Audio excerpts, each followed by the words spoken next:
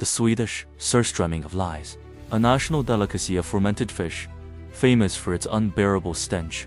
Today, we open the can of the Swedish migration system, and the smell of their corruption is about to hit the world. Investigation 204 begins the autopsy. April 29th, 2026.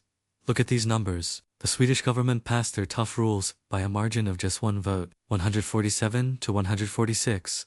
A law affecting 100,000 lives was built on a stolen victory and a broken protocol. This is not democracy. This is a political fraud. Swedish media is exploding, expressing reports that the ruling coalition cheated. They broke the parliamentary agreement to force their laws through. This is the honest living they demand from others, while they practice fraud in the halls of parliament. The smell of the Surströmming is now everywhere. Opposition leader Magdalena Andersson calls this a total betrayal of trust. The system is cracking from within. They stole a vote in parliament to steal the rights of the people. While they play dirty games in Stockholm, real families are being destroyed. The mask has fallen. Investigation 204 demands answers. Behind these empty seats lies a broken promise. For a century, the Swedish parliament respected the gentleman's agreement of absence. But on April 29th, the Sweden Democrats ignored the empty chairs. They cheated the balance. They chose to win dirty rather than play fair. This is the hollow core of the new Swedish system.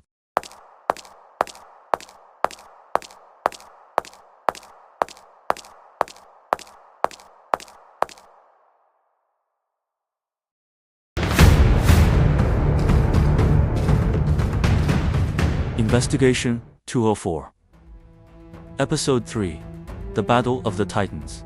We continue to dismantle a system that is suffocating in its own deception. The Swedish government officially announces tougher rules for deportation.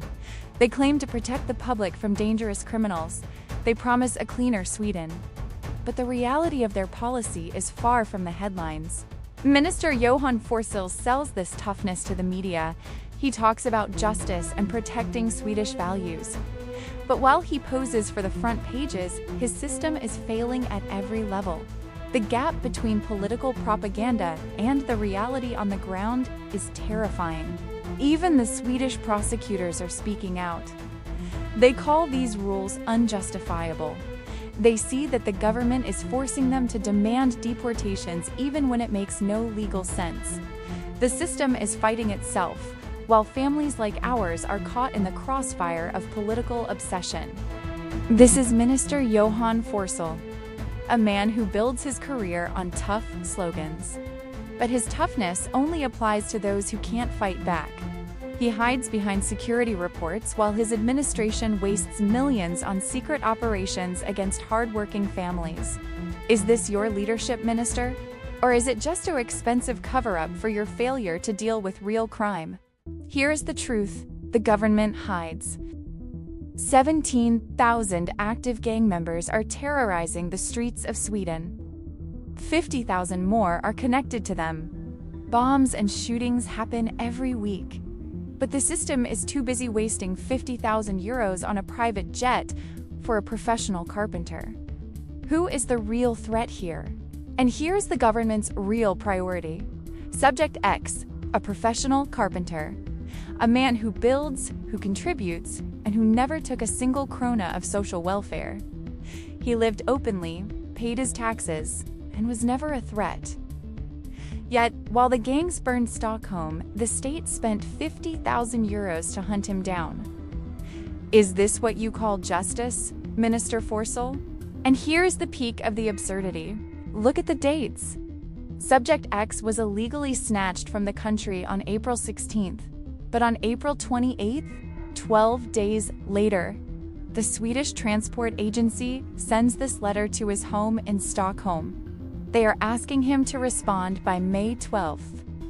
How? He is gone. You kidnapped him and then you send him mail? This isn't bureaucracy, it's a circus. But wait, we have the police protocol from September 2025. Look at the date. The Swedish prosecutor already declared the license faked and confiscated it 6 months ago. So why is the transport agency starting a new case to revoke it now? You are trying to revoke a ghost? Your right hand has no idea what your left hand is doing. This is total institutional chaos. In November, the Swedish state officially documented me as his wife. I was part of the process, his legal partner. But in April, when they decided to kidnap him, I suddenly became nobody. They screamed it in my face. They erased my status to erase his rights. A family for them is just a line in a file they can delete whenever they want. We are not waiting for justice anymore. We are taking it. Investigation 204 has officially notified the lawyers and the authorities. We asked the defense, where were your protests on April 16th? Why did you remain silent while a sick man was being kidnapped? Every second of your silence is being documented. The world is watching you now. So, we've given you a taste of the Swedish system. We've let you smell their Surströmming of lies. How do you like the scent of their democracy now? Bitter, rotten, or just plain stinking?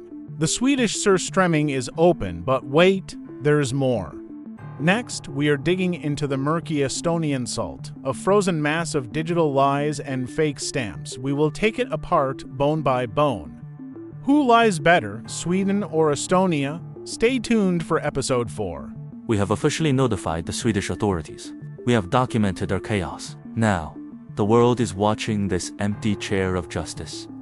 Who lies better, Sweden or Estonia? Stay tuned for episode 4, the Estonian fake. The truth is coming.